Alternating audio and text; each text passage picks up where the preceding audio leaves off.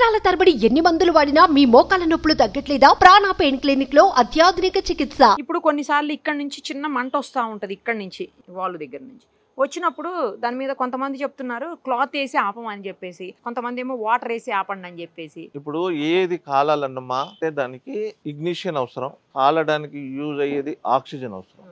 Oxygen లేకుంటే కాలదు. కాబట్టి ignition అంటే ఇది మనం అగ్గిపుల్లను లైటర్ పెడతాం, ప్లస్ అది కాలడానికి ఆక్సిజన్ కావాలి.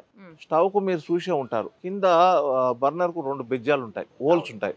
అది ఎందుకంటారు? అది మిక్సింగ్ ట్యూబ్ అంటారు. అది ఏమవుతుందంటే గ్యాస్ ప్లస్ ఆక్సిజన్ కలుస్తుంది. దాంట్లో ఆక్సిజన్ కలిసినప్పుడే అది వెలుగుద్ది, లేకుంటే వెలగదు. దీనికి ఒక కెమికల్ ఇది ఉంది, ఏంటంటే 3% to 9% ఇన్ బిట్వీన్ ఆక్సిజన్ కలుస్తేనే వెలుగుద్ది. 3% కన్నా తక్కువ ఆక్సిజన్ కలిసినా వెలగదు, 9% కన్నా ఎక్కువనా వెలగదు. అందుకొరకు మేము ఏం చెప్తాం, మీకు ఎప్పుడన్నా గ్యాస్ లీక్ అయితే సిలిండర్ తీసుకొచ్చి బయట వేయండి అంటాం. బయట 9% కన్నా ఎక్కువ ఉంటుంది ఆక్సిజన్, కాబట్టి అలా ఇది అవుతుంది. దీనికి ఎందుకు అలా చెప్తారంటే ఇందులో వాచర్ ఉంటుంది ఒకటి. వాచర్ ఎందుకు ఇస్తారంటే దాంట్లో వాల్వ్లో ఈ రెగ్యులేటర్ కూర్చొని ఫిక్స్ కావడానికి. కొన్నిసార్లు ఏమవుతుంది, ఇప్పుడు ఏం చేస్తున్నారంటే కంపెనీలు ఇది ఊరికేనే పోయేది, ఇంతకుముందు ఒకసారి ఇది చేస్తే పోయేది, వీక్ ఉండేది. కాబట్టి ఇప్పుడు టీవీఎస్ వాచర్ అని ఇస్తున్నారు.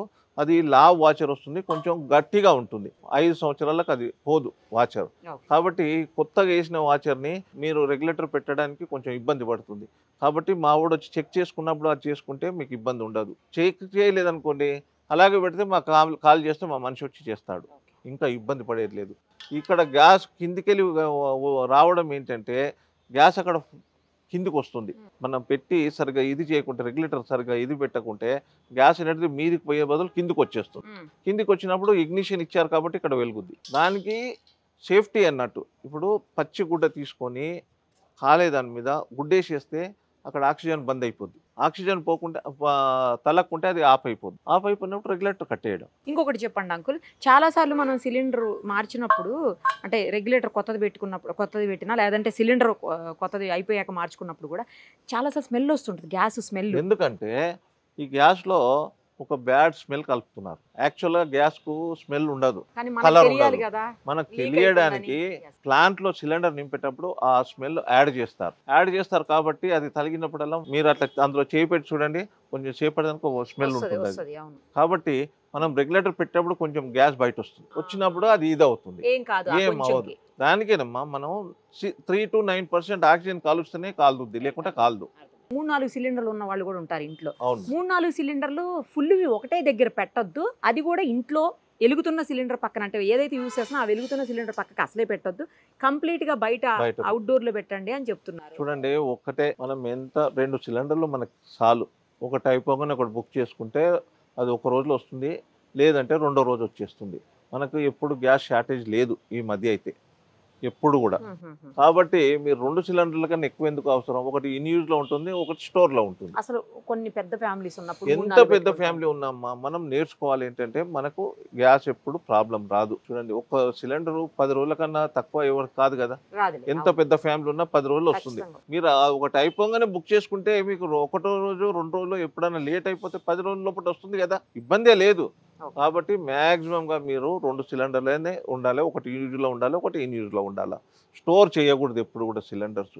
ఎందుకంటే మనము మీకు ఆ సేఫ్టీ తెలుస్తుంది, ఒక్కొక్కసారి తెలీదు, పిల్లలు పోయి ఓపెన్ చేస్తారు, లేకుంటే తెలియనోడు ఓపెన్ చేస్తారు, అలాగ ఉంటుంది. కాబట్టి మనం 2వ సిలిండర్ కన్నా 3వ సిలిండర్ ఎప్పుడు పెట్టకూడదు. సరే, ఇప్పుడు నేను చెప్పింది కూడా చెప్పండి. దీని పక్కన అంటే వెలుగుతున్న యూస్ చేస్తున్న సిలిండర్ పక్కకే ఫుల్ పెట్టొద్దు అనేది. అది పెట్టకూడదు, అది తీసి పక్కన పెట్టుకోండి. దానికి దీనికి కంప్లీట్ బయట ఓపెన్ ప్లేస్ లో. ఇప్పుడు అందరు ఏం చేస్తున్నారంటే ఇళ్లలో అవుట్ ఇస్తున్నారు, ఏంటంటే ఈ కిచెన్లకి వెళ్ళి బయట పెట్టేసి హోల్ చేసేసి ఈ సిలిండర్ బయట పెట్టి దానికి ఒక జాలీ లాగా మెష్ చేస్తున్నారు, దాంట్లో పెట్టేస్తున్నారు. కాబట్టి హెయిర్ ఆడుతుంది కాబట్టి ప్రాబ్లం రాదు. ఇది ఆన్ చేసి పెడతారు, అది మన కిచెన్లో ఒకటి ఆన్ ఆఫ్ పెట్టుకుంటారు, అది ఆఫ్ చేసేస్తారు. అప్పుడు అసలు టెన్షన్ లేదు. టెన్షన్ ఉంది.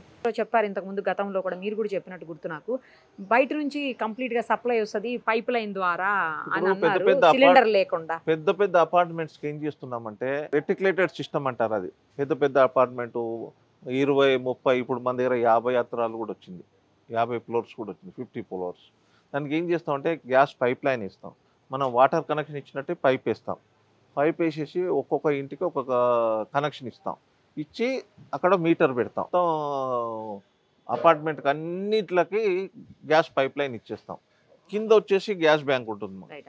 గ్యాస్ బ్యాంక్లో ఈ సిలిండర్లు పెడతాం. దానికి తగ్గట్టు, ఎందుకంటే ఎన్ని ఫ్లోర్లు ఉన్నాయి, ఎంత కన్జంప్షన్ కావాలో దానికి ప్రకారం పెట్టి ఇది చేస్తాం. ఈ మధ్య కాలంలో ప్లాస్టిక్ సిలిండర్స్ వచ్చాయి కదా, అవి సేఫ్ అని చెప్పారు. తర్వాత వెయిట్ కూడా తక్కువ ఉంటుందని, ఎవరైనా షిఫ్ట్ అంటే కొంచెం లిఫ్ట్ చేయడం లేడీస్ కూడా ఈజీ ఉంటుంది.